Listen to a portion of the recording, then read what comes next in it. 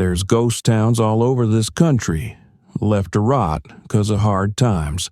Money dried up, disasters hit, folks moved on, but Portlock, Alaska, that one's different.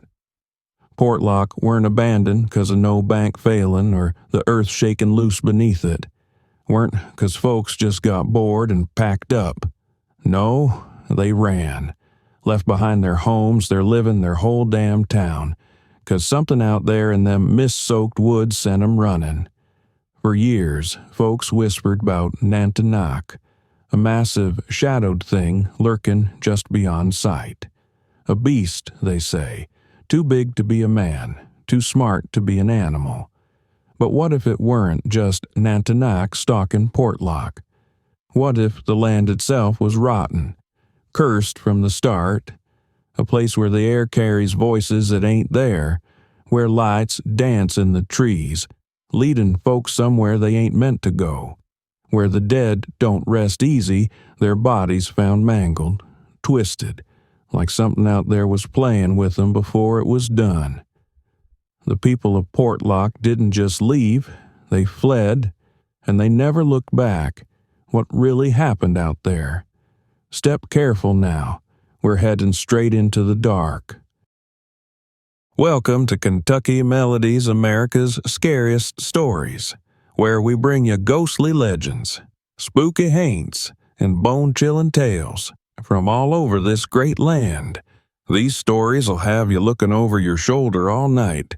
So pull up a chair, dim them lights, and let's dive into the eerie and unexplained. Well, now let me spin y'all a yarn about the Alaska folks and their reckoning with a fearsome critter they called Nantinaq. Long before them, Westerners set foot in these parts around the early 1900s.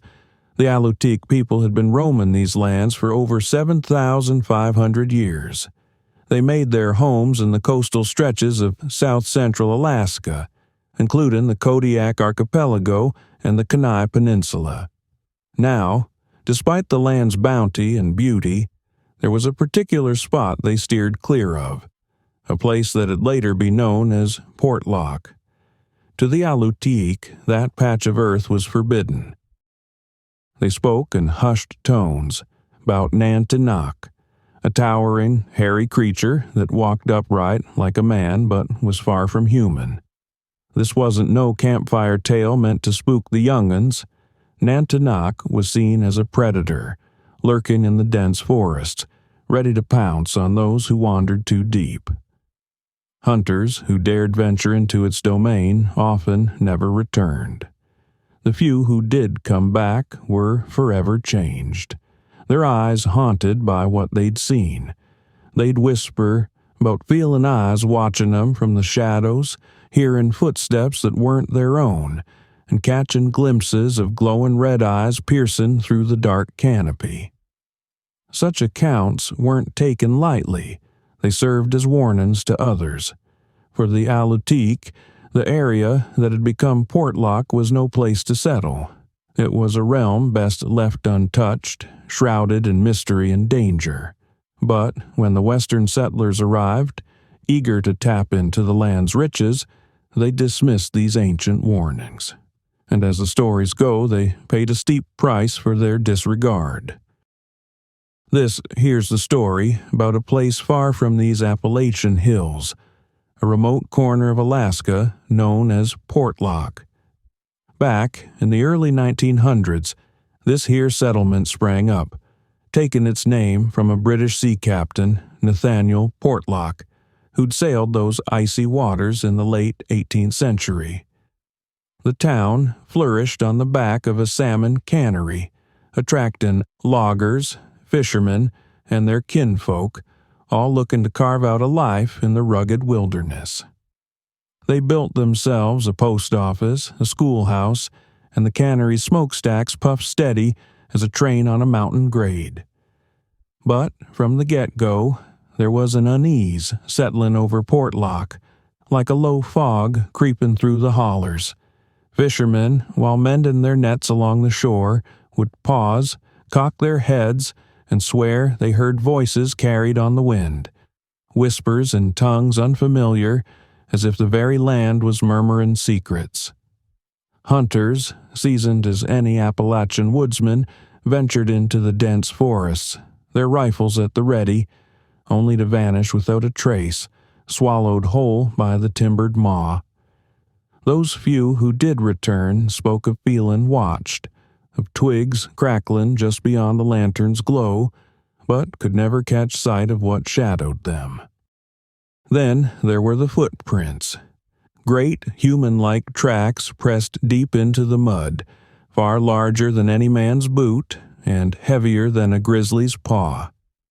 These signs set the townsfolk on edge, but they chalked it up to the wilds being wild, and carried on, though with eyes a mite wider and ears pricked sharp. As the years ambled on, these unsettling events grew more frequent, like a storm brewing on the horizon. Disappearances became common talk over supper tables, and the rare bodies found bore marks that no one could rightly explain. Mangled and torn, as if some beast had taken to hunting man. The forest, once a source of livelihood, had turned into a place of dread, where even the bravest hesitated to tread. The air in Portlock grew thick with fear, palpable as the morning mist.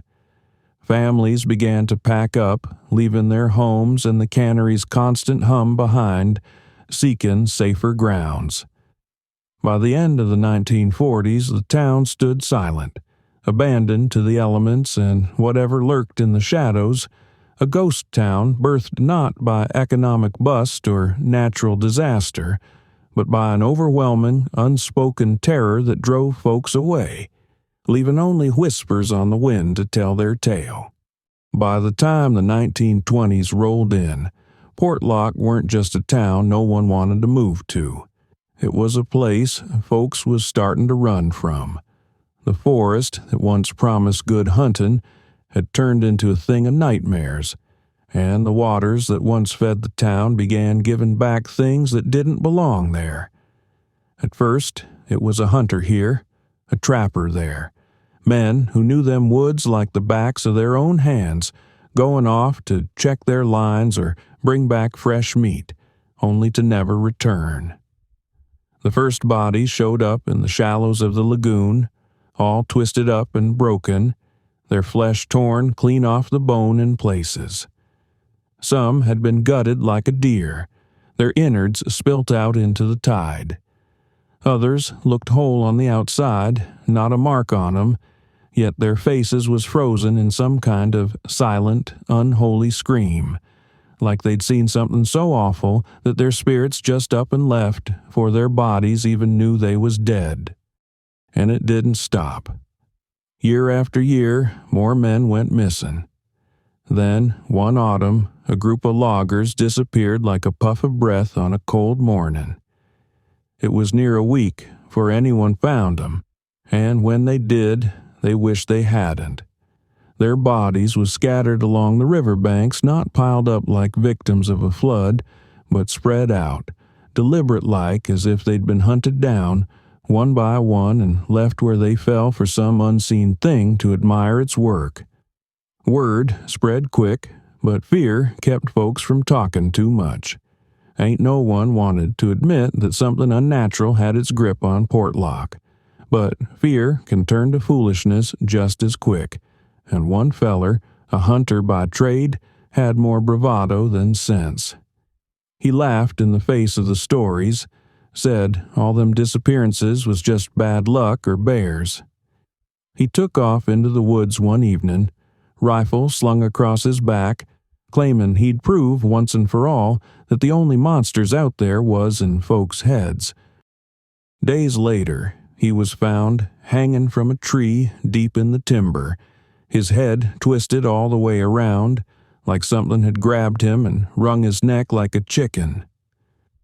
After that, even the bravest of 'em started locking their doors before the sun dipped too low. They kept their shotguns propped by the front door and their windows shuttered tight, listening to the night like it might whisper their names next. Then came the stories about her, the woman in black. Some claimed she was a ghost. Some said she was a warning. She'd appear near the cliffs when the fog rolled in, standing still as a gravestone, her long dress whipping in the wind, though no wind was blowing. Those who saw her said she never moved, never looked their way. But the moment you took your eyes off her, she was gone. It wasn't just Nantinaq stalking them woods. Portlock was cursed. If Nantinaq was the only horror lurking in them woods, folks might have found a way to fight back. But Portlock, well, Portlock had more than just one devil in its shadows. The nights in that town was never quiet. The wind carried sounds it shouldn't. Footsteps in the dirt, slow and deliberate, pacing round cabins like a wolf circling a wounded deer. But when a man got up the nerve to fling open his door, shotgun in hand, there weren't nothing there. The air would be dead still, but the moment he shut the door, them steps would start right up again. Some nights, folks swore they saw lights floating through the trees, a sickly blue-green glow, dancing just out of reach. They looked like lanterns carried by unseen hands, beckoning the foolhardy into the timber. But the second anyone got close, them lights was gone, like a match snuffed out in the wind. And then there was the voices, low whispers slithering out from the bones of abandoned cabins, voices speaking words that ain't from no tongue folks recognized. Some sounded soft, almost inviting, like they was coaxing you closer. Others was sharp, urgent, like a warning, though what they was warning about, no one could say. But the worst was him, the shadow man. Fishermen out on the bay seen him standing on the shore, tall and still, staring out at the water like he was waiting for something. No matter the time of day, his shape was pitch black, like he was cut out of the world itself. Some tried to row closer, but the moment their boat neared the land, he was gone. Not like a man slipping into the woods, just gone. By the 1940s, Portlock weren't just scared, it was on the edge of madness. One last time, a group of men decided they'd had enough. They grabbed their rifles, strapped on their knives, and swore they'd track down whatever was killing their people.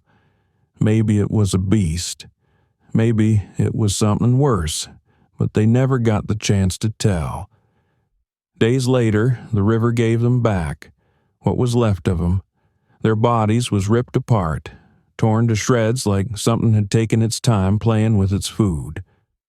Bones was found scattered up and down the shore, stripped clean, like they'd been picked over by scavengers. That was it. Whatever lived in them woods wasn't just hunting anymore. It wasn't just lurking. It had claimed Portlock. By 1949, there weren't a soul left in town. Families packed up what they could, left homes standing with tables still set, beds still made, as if they meant to come back. But they never did. Portlock was abandoned, not because the fish ran out, not because the money dried up, because no one wanted to be the next one the woods swallowed whole. Even after all them years, Portlock ain't silent. The town might be abandoned, its cannery rusting away, its buildings sagging under the weight of time, but something out there, it ain't gone. Back in the 1970s, a group of hunters come passing through, figuring they'd set up camp near the old town for the night. They was seasoned men, used to the kind of cold that seeps into your bones and the dark that makes most folks uneasy. But they weren't ready for what the night had to say. Just past midnight, the forest began to scream. Not an owl, not no wolf.